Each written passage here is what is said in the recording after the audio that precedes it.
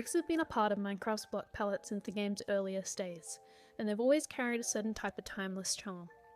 They naturally lend themselves to an industrial style, something you might imagine in a European city during the 1920s, with sturdy walls and weathered streets. Their warm red tones fit beautifully into a warmer colour palette, but working in finer detail can sometimes be a challenge because their colour is so bold and uniform.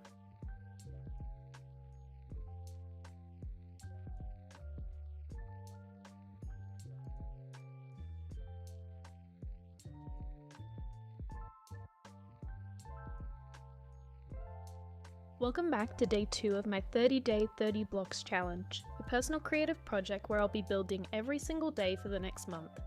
Each day, I'm working with a block chosen completely at random, which means no two builds will be alike.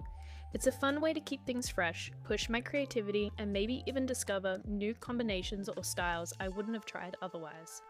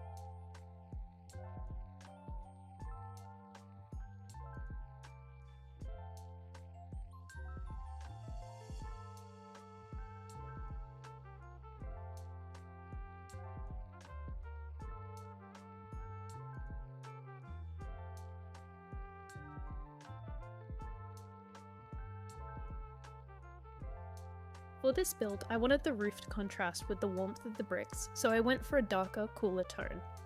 At first, I made it quite large and imposing, letting it tower over the rest of the structure, but the scale felt wrong.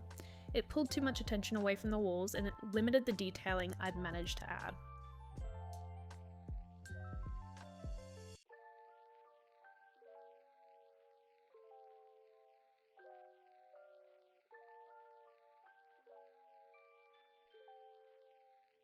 Texturing became the key to balancing out the red of the bricks.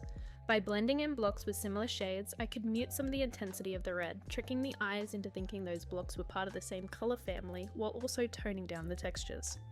This subtle variation added depth, broke up the monotony, and made the whole piece feel more visually engaging.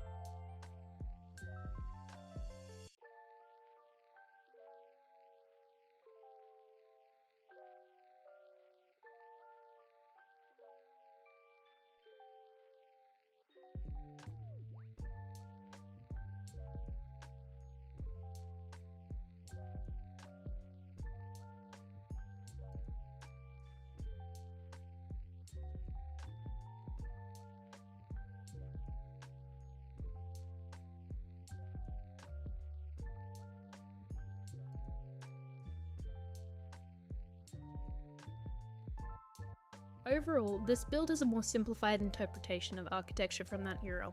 While simplicity can sometimes work against a design, making it feel plain or underwhelming, in the right context, it can actually become its greatest strength. I imagine this building would be a part of a larger streetscape, surrounded by other structures from the same period. Its understated design would provide a visual break, letting the more ornate or statement-heavy builds around it take center stage.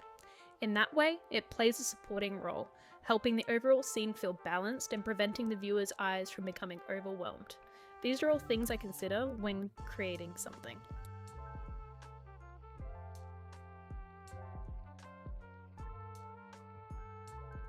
And that's day 2 complete, a simple build with a purpose. Sometimes it's not about stealing the spotlight, but it's about creating a backdrop that lets other pieces shine.